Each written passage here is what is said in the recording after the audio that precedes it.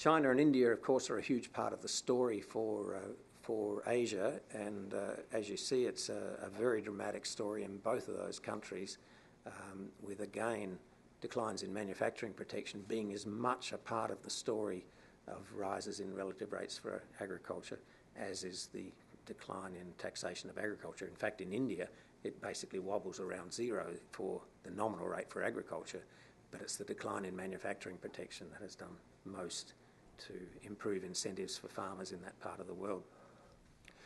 The exchange rate story we handled differently from Kruger-Schiff-Valdez. We just directly took in the presence of dual exchange rates, we said, well, that's equivalent to an export tax and an import tax, so we took that into account when we did these measurements. Of course, if the exportable sector was as big as the import competing sector, those things would wash out, but that never is exactly the case. And so this is giving you an idea of how much impact that exchange rate distortion decline had on rates in China.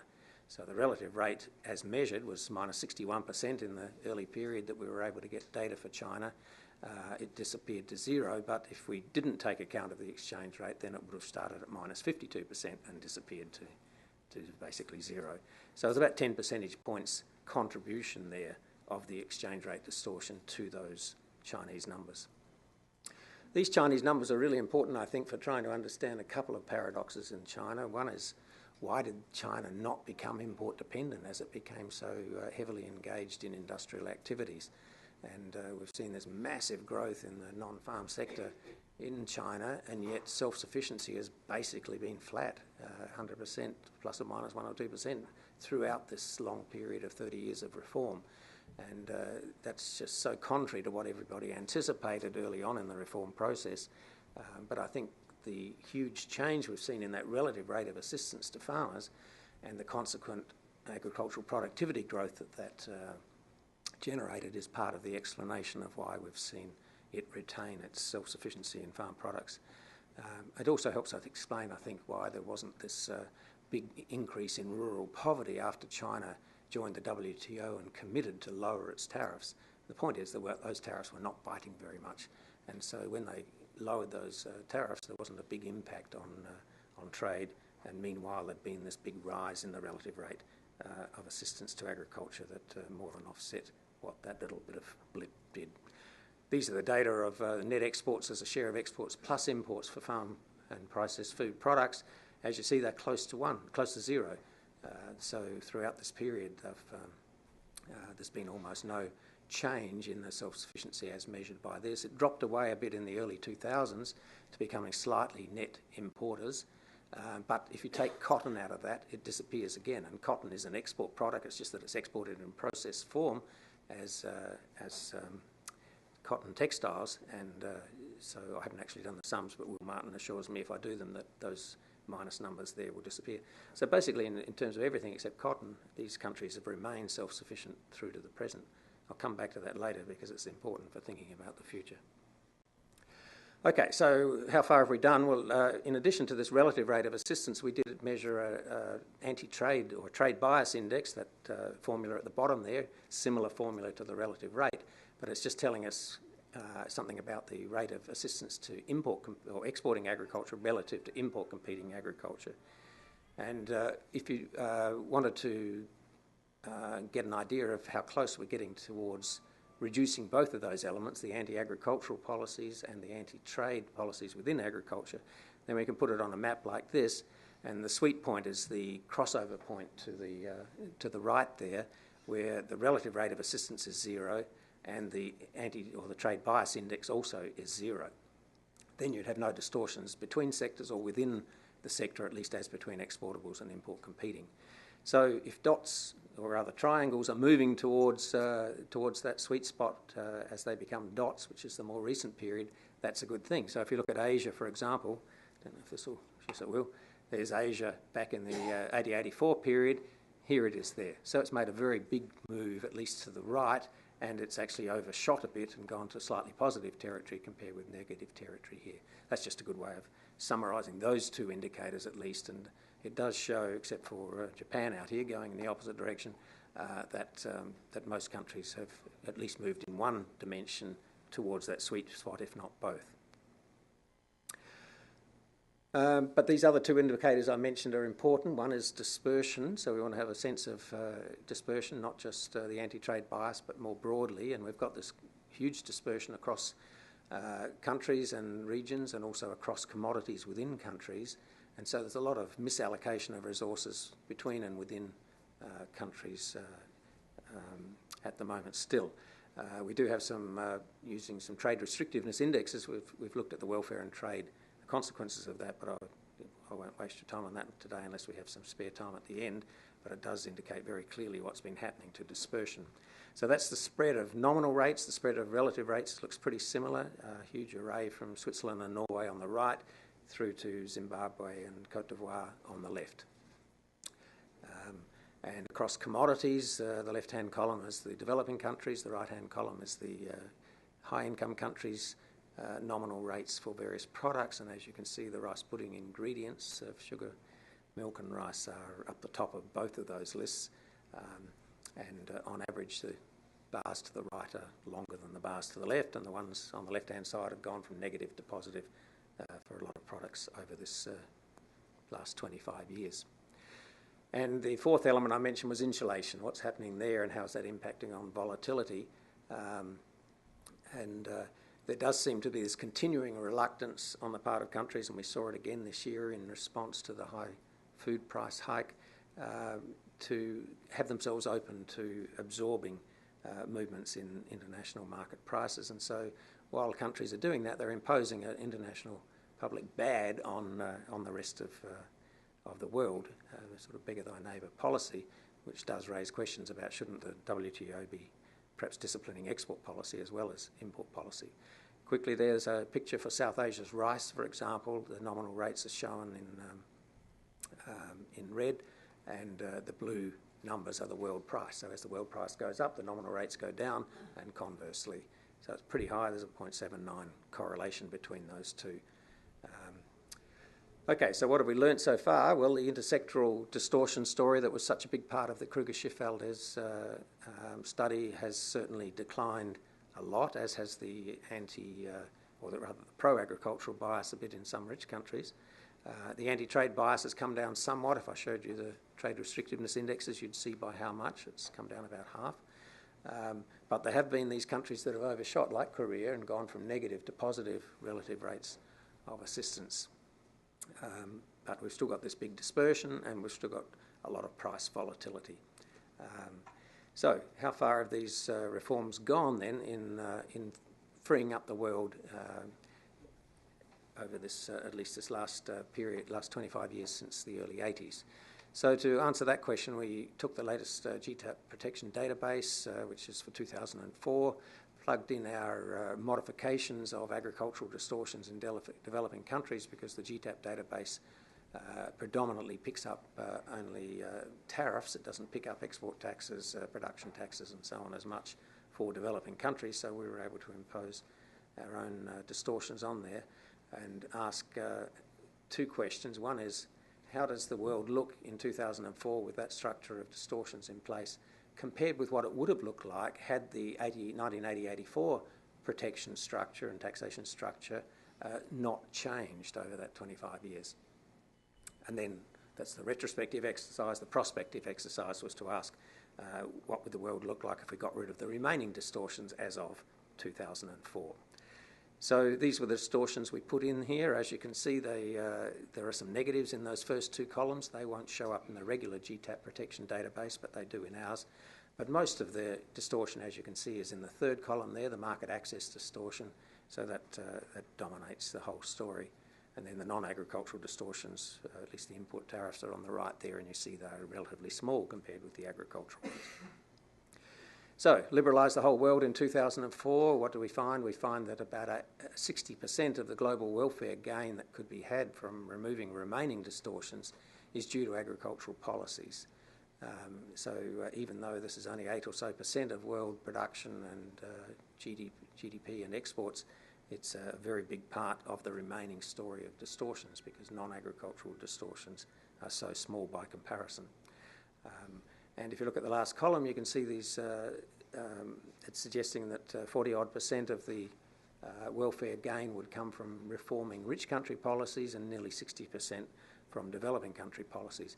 That 60% is bigger than numbers we got a couple of years ago when we were doing this for Doha analysis. And the reason is that we've got some other additional distortions in here for developing countries, including negative ones. So some export taxes and so on are actually contributing to potential welfare gains to be had from freeing up markets, but they're not from reducing protection alone, they're also from reducing export taxes. If you look just at the developing countries themselves, their welfare is even more dependent on getting rid of these agricultural distortions. 83% of the welfare gains to developing countries would come from freeing up agricultural markets, and 5/8 of that would come from rich country agricultural protectionism. So there's a lot to be had for these countries in Doha. You would think they would be more enthused about making sure Doha came to a conclusion rather than, some of them anyway, trying to slow it down. Okay, so in one slide, here's the summary of the results from these two experiments. The retrospective experiment of asking what the world would have been like had we not had the reforms since the early 80s that we have enjoyed, and then the prospective experiment of what would happen if we got rid of the rest. So globally, it looks like, if you look at the first row, it looks like we've gone more than halfway in terms of getting rid of these distortions in this last 25 years. And the second row shows you the gains to developing countries. So they gain disproportionately, a bit more than the rest of the world, in both the retrospective and the prospective experiments. The share of agriculture exported would certainly rise if we got rid of remaining distortions, but it didn't rise over this period. Why is that? Well, it's because there was a lot of export subsidisation back in the 80s that has now almost disappeared, and so that's actually reduced world trade rather than expanded it, and so the net effect of all of that has been almost no change in the share of agricultural output that is exported globally. The developing countries' share of global output rose over this period relative to what it otherwise would have been by about 6 percentage points, and it would rise another 3 percentage points if we got rid of the rest of these distortions. And similarly with exports, their share of exports has risen a lot, 12 percentage points, and would rise another 9 percentage points if we were to free up the remainder. World prices for farm products, international prices, would have been 13% higher had we not had this amount of reform in the past. Sorry, 13% lower if we hadn't had this reform. But they wouldn't make much difference now. Why is that? Well, because there's a lot of export taxation still in place here. Argentina in particular, with high export taxes, would, if it removed those, dampen international prices, and that would offset the rise in international prices from getting rid of agricultural protectionism. So bottom line here, what does it do to developing country agriculture? That is the value added in agriculture, which is a form of net farm income, not to farm households because they earn money off farm as well, but just from their farm earnings, what would happen? Well, this suggests that over this past 25 years, there's been about a 5 percentage point increase in real terms in their earnings, and if we were to get further reform, there would be another 5.6% increase at a time when the rest of the economy would increase only a bit under 2%. So the bottom line is this, that we're about halfway through this process, it would seem, from these rough numbers, towards freeing up these goods markets. That seems a remarkably huge amount of liberalisation to me over that period. Developing countries have gained disproportionately from the recent quarter of century of reform, and they would gain disproportionately from residual reform as well. And of that, most would come from agriculture for those developing countries, a large part of it from rich country agricultural policy reform. So that seems to suggest to me that these developing countries as a group have a much bigger stake in the Doha round than even our earlier analysis suggested, now that we've got this more refined set of estimates of distortions for them. But of course, under GATT, they'd be negotiating mainly reductions in subsidies and import tariffs, not reductions in export taxes. That would have to be something that would be done unilaterally. But it does raise the question about why these countries are so reluctant to get actively engaged in committing in the Doha round. Okay, Last thing was, what about the future? Well, as you saw in that earlier time series graph, it seems as incomes grow that these countries increasingly protect their agriculture, and this is the relative rate of assistance, so it includes the taxation of agriculture as well as its protection through import restrictions. And those lines are pretty parallel when you've got real per capita income on the horizontal axis. So it's showing that both rich and poor countries are moving along the same trajectory over this time period anyway. The only difference is the intercept there. Korea and Taiwan certainly followed Japan into this high protection growth, and so it raises questions about other newly industrialising countries doing the same. And this is the story for India and China in the bottom left there, and it looks like they're moving roughly along the same trajectory. It's just that they're at a point of zero relative rates of assistance now. The question is, will they stay at zero, or will they keep on raising their protection to agriculture through time? You might say, well, perhaps the WTO bindings are going to prevent them from raising their subsidies or import protection. Well, unfortunately, there's a huge binding overhang in their commitments from the Uruguay round. So unless we get a Doha round that brings down those bindings to applied rates, there's still lots of scope for them to raise those rates, and that's true also for subsidies. And China is the one country that people say, well, we nailed them. They've not got much room to move following the commitments they made on acceding to the WTO. Well, that's just not true. I mean, the out-of-quota tariffs are still very high for China, even for oilseed meal and oil, soybean oil and so on, it's 9%. They don't apply this 40% tariff on cotton, for example, because it's important for their textile industry. They are applying lower rates at the moment. If they got beyond their current in-quota volumes of imports, then these could trigger in these out-of-quota tariffs if they wanted to.